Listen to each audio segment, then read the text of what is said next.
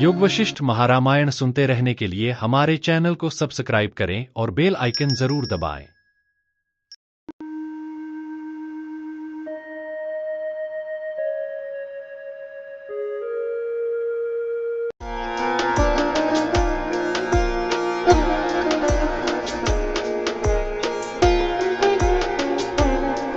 योग वशिष्ठ महारामायण सर्ग 51 स्थिति प्रकरण।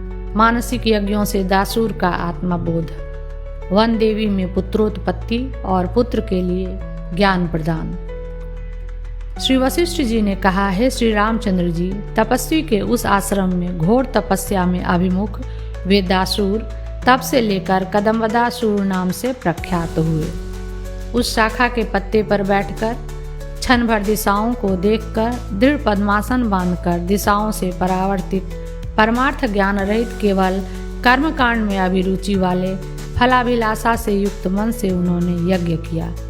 आकाश में फैली हुई शाखा के पत्ते पर बैठे हुए समाधिस्थ उन्होंने क्रमशः सब यज्ञ क्रियाएं अपने मन से कर डाली। वहां पर उन्होंने 10 वर्षों तक गोमेघ, नरमेघ, अश्वमेघ आदि विपुल दक्षिणा वाले यज्ञों से देवताओं की मन से ही आराधना की। समय आने पर रागादि दोषों से शून्य हुए। उनके विशाल चित्त में प्रतिबंध का क्षय होने पर पूर्व जन्म में किए गए शास्त्र श्रवण आदि के संस्कार के उद्बुद्ध होने से अंतःकरण की निर्मलता से उत्पन्न होने वाला ज्ञान उत्पन्न हुआ।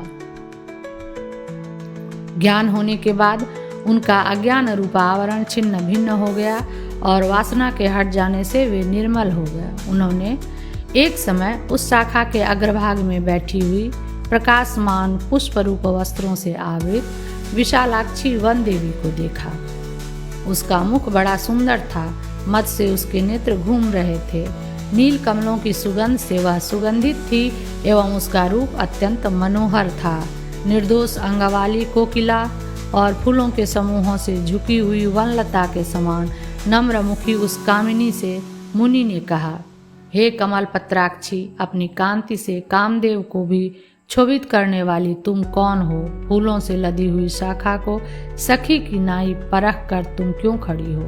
मुनि के ऐसा कहने पर मृग के समान नेत्र वाली, गौर और विशाल स्तन वाली वन देवी ने मुनि से कोमल अक्षरों से युक्त यह मनोहर वचन कहा, भगवान, इस पृथ्वी तल में जो जो दुष्प्राप्त वांछित है वे सब महापुरुषों की ही प्रार्थना से शीघ्र प्राप्त होते हैं। हे ब्राह्मण, लताओं से व्याप्त और आपके कदम्बा वृक्ष से सुशोभित इस वन में रहने वाली मैं वन देवी हूँ। लता निकुंज ही मेरे क्रीड़ागृह हैं। नंदन वन में चैत्र शुक्ल पक्ष की त्रयोदशी के दिन स्व के अभ्यास के लिए प्रवर्तित गाना, बजाना, नाचना, भोज आदि के उत्सव में जो वन देवियों का सम्मेलन हुआ था, हे नाथ, वहाँ त्रैलोक्य की महिलाओं के समाज में मैं भी गई। उस मदनोत्सव में पुत्र रहित मैंने सब सखियों को पुत्र युक्त देखा। इससे मैं अत्यंत दुखित हूँ। सब पुरुषार्थों के विशाल कल्प तरु रूप आपके रहते, हे नाथ, पुत्र रहित मैं अनाथ की नाई क्यों शोक करूं? हे भगवान, मुझे पुत्र दीजिए, नहीं तो मैं पुत्र के दुख दाह की शांति के लिए देह को अग्नि के लिए आहुति कर देती हूँ। उस देवी के ऐसा कहने पर दयायुक्त मुनि श्रेष्ठ ने मुस्कुराकर अपने हाथ में स्थित फूल उसको देकर कहा, हे सुंदरी, तुम जाओ। 1 महीने में जैसे लता सुंदर फूल को पैदा करती है, वैसे ही तुम भी पूजा योग्य भंवरों के समान नेत्र वाले सुंदर पुत्र को पैदा करोगी। किंतु प्राण संकट को प्राप्त करके आत्मघात के संकल्प से मेरे पास आई हुई तुमने मुझसे यह पुत्र मांगा, अतएव यह तत्वज्ञानी होगा। अन्य वन देवियों के पुत्रों के समान यह भोग लंपट नहीं होगा। ऐसा कहकर उस मुनि ने वरदान पाने से प्रसन्न मुखमंडल वाली उस सुंदरी को, जो मैं आपकी सेवा करूं, इस प्रकार की प्रार्थना करने के लिए उत्कंठित थी, विदा किया। वह तो अपने घर चली गई और मुनि अकेले वहां रह गए। ऋतु, वर्ष आदि के क्रम से काल बीतने लगा। दीर्घ समय के अनंतर वही कमल के तुल्य नेत्र वाली वन देवी 12 वर्ष के पुत्र को लेकर मुनि के समीप उपस्थित हुई। जैसे भंवरी आम के वृक्ष के समीप जाकर मधुर ध्वनि से बोलती है, वैसे ही चंद्रमा के समान मुख वाले मुनि को प्रणाम कर और उनके आगे बैठकर उसने मधुर वाणी से कहा, हे भगवान, हम दोनों का पुत्र यह सुंदर कुमार है। इसको मैंने सब कलाओं से दक्ष कर दिया है। हे प्रभु, केवल इसने मंगलमयी ब्रह्म विद्या, जिससे जीव इस संसार चक्र में फिर पीड़ित नहीं होते, प्राप्त नहीं की। हे प्रभु, कृपा करके इस समय इसे ब्रह्म विद्या का उपदेश आप ही दीजिए। कौन ऐसा पुरुष होगा जो अपने कुल में उत्पन्न हुए पुत्र को मूर्ख रखेगा? भाव यह है कि अन्य विद्याएं तत्व विषयिनी नहीं है, अतएव वे अविद्या ही है। उनसे मूर्खता की निवृत्ति नहीं हो सकती है। ऐसा कह रही उससे, हे अबले, उत्तम शिष्य के गुणों से संपन्न इस पुत्र को तुम यहीं रहने दो। ऐसा कहकर मुनि ने उसे विदा किया। उसके चले जाने के बाद गुरु सेवा रूप व्रत से स्थिर नियम वाला वह बुद्धिमान बालक जैसे सूर्य के सामने अरुण रहता है, वैसे ही अपने पिता के आगे स्थित रहा। शुश्रूषा की व्रतचर्या आदि क्लेशों से पीड़ित होकर उपायभूत शास्त्रजन्य परोक्ष ज्ञान को प्राप्त कर चुके उन मुनि ने विविध प्रकार की उक्तियों से चिरकाल तक अपरोक्ष ज्ञान के लिए पुत्र को उपदेश दिया। सैकड़ों आख्यायिका और आख्यानों से, सम्यक दर्शन द्वारा, स्वयं कल्पित दृष्टांतों से, महाभारत आदि इतिहासों के वृत्तांतों से और वेदांतों के निश्चयों से प्रत्यगात्मा में दृढ़ व्युत्पत्ति को जिस प्रकार पुत्र प्राप्त होता था, वैसे ही अनुभव से प्रसिद्ध कथाक्रमों से अनायास विस्तार पूर्वक पुत्र को नित्य उपदेश देते थे। आत्मबोध के चमत्कार से सब रसों से बढ़े हुए परम पुरुषार्थ रूप होने के कारण अवश्य बोध योग्य अर्थ वाले वचनों से वह महात्मा आगे स्थित पुत्र को वृक्ष के अग्रभाग में ऐसे प्रबुद्ध करते थे, जैसे कि श्रवण मात्र से मयूरों को आनंद उत्पन्न करने के कारण अन्य रसों से बढ़ी चढ़ी गर्जनाओं द्वारा मेघ आकाश में आगे स्थित मयूर को प्रबुद्ध करता है। 51वां सर्ग समाप्त। योग वशिष्ठ महारामायण सर्ग 52 स्थिति प्रकरण। संकल्प से कल्पित विश्व मिथ्या ही है, यह सूचित करने की इच्छा से खोत राजा चरित की कल्पना करके वर्णन। श्री वशिष्ठ जी ने कहा, वत्स श्री रामचंद्र जी, इसके बाद कभी आकाश मार्ग में स्थित और अदृश्य रूप से मैं उसी मार्ग से जिसमें दासूर का कदम्ब वृक्ष पड़ता था, कैलाश वासिनी मंदाकिनी में स्नान करने के लिए गया। हे सुबुद्धे, मैं आकाश से, जिसका कि सप्तर्षि मंडल एक भाग है, निकलकर रात्रि में ऊंचे दासूर के कदम्ब वृक्ष के पास पहुंचा।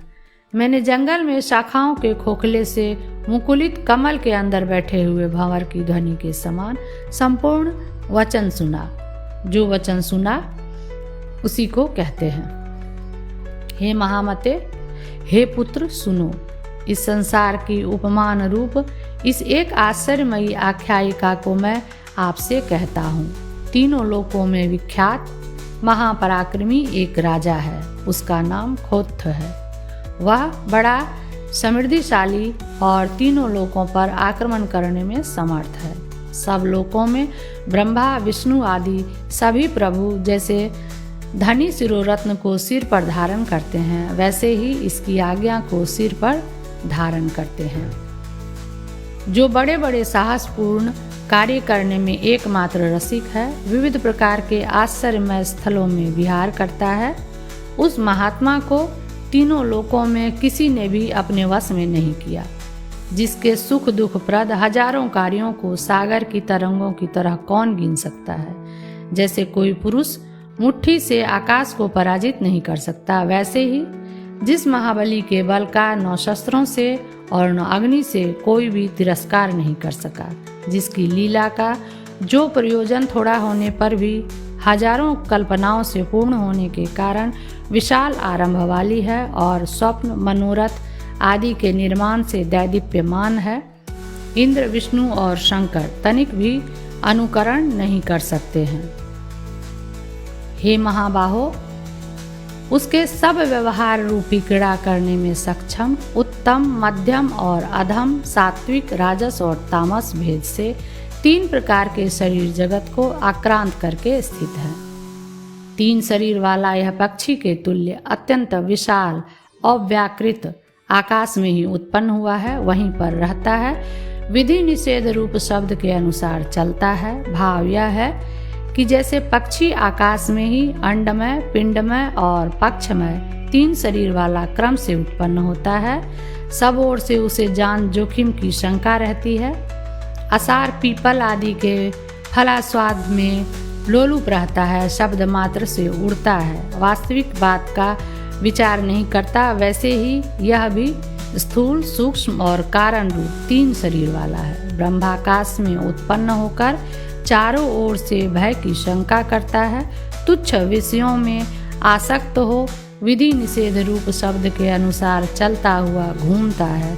उसी असीम आकाश में उसने ब्रह्मांड रूपी नगर की 14 भुवन ही जिसके बड़े भारी रथों का समूह है, या 14 विद्या रूपी रथ्या मार्गों से जो विभक्त है, रचना कर रखी है, और वह त्रिलोक रूप और वेद त्रयी रूप विभाग से विभूषित है।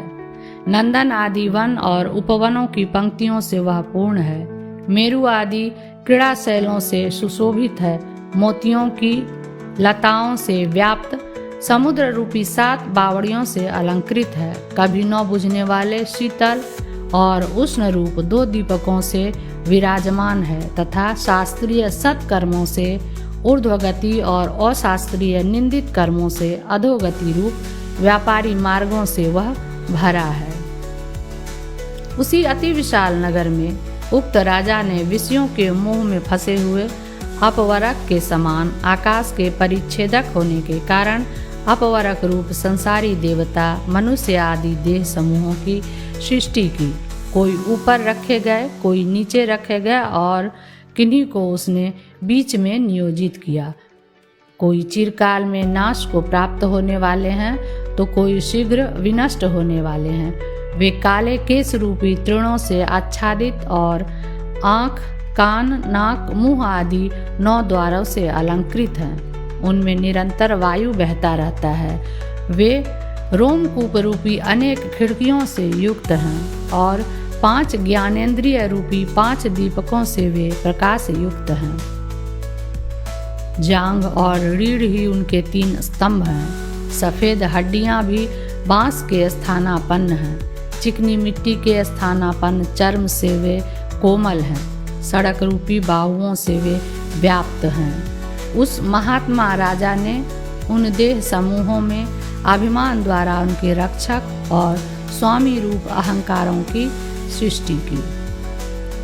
उक्त अहंकार आत्म विवेक रूपी प्रकाश से सदा भयभीत रहते हैं, क्योंकि उससे उनका विनाश हो जाता है। अहंकारों की सृष्टि करने के उपरांत उन देव, मनुष्य आदि के देह समूहों के व्यवहार करने पर संकल्पात्मा जीव रूपी वह राजा जैसे घोंसले में चिड़िया विविध प्रकार की क्रीड़ाएं करती है, वैसे ही विविध प्रकार की क्रीड़ाएं करता है।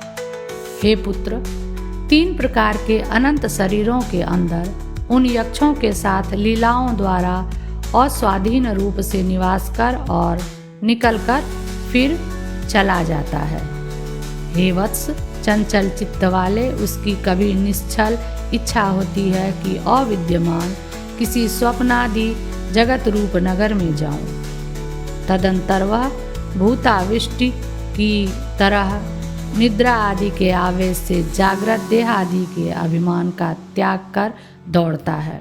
तदुपरांत गंधर्व नगर के समान मिथ्याभूत उस नगर को प्राप्त होता है। हे पुत्र, चंचल चित्त वाले, उसकी कभी संकल्प के लय की अवस्था रूप सुषुप्ति को प्राप्त हों ऐसी इच्छा उत्पन्न होती है। उससे वह शीघ्र विनष्ट हो जाता है। फिर वह जल से तरंग के समान पूर्ण स्वभाव से ही तुरंत फिर उत्पन्न होता है, क्योंकि वही मैं हूँ ऐसा सोकर उठे हुए पुरुष को प्रत्यभिज्ञा होती है और फिर विविध आरंभों से परिपूर्ण व्यवहार करता है। फिर अपने ही व्यवहार से कभी उसका पराभव होता है। मैं किंकर हूँ, मैं अज्ञानी हूँ, मैं दुखी हूँ, यूँ शोक करता है। कभी पूर्वानुभूत हर्ष का अतिक्रमण कर, वर्षा ऋतु की कला के उल्लास के प्रवाह का अतिक्रमण कर, नदी के वेग के समान वह स्वयं दीनता को प्राप्त होता है। हे पुत्र, अंतर्गत आत्मज्योति से दैदीप्यमान अतएव महामहिमाशाली वह राजा आंधी के झोंकों से अशांत सागर के समान शत्रुओं का तिरस्कार करने की सामर्थ्य रहते शत्रुओं की ओर चलता है, विजय प्राप्त करता है, शब्द करता है, संपत्तियों को प्राप्त कर वृद्धि को प्राप्त होता है, दमकता है, स्वप्न और जागृत में प्रतीत होता है एवं सुषुप्ति, प्रलय, समाधि और मुक्ति में प्रतीत नहीं होता है। 52वां सर्ग समाप्त।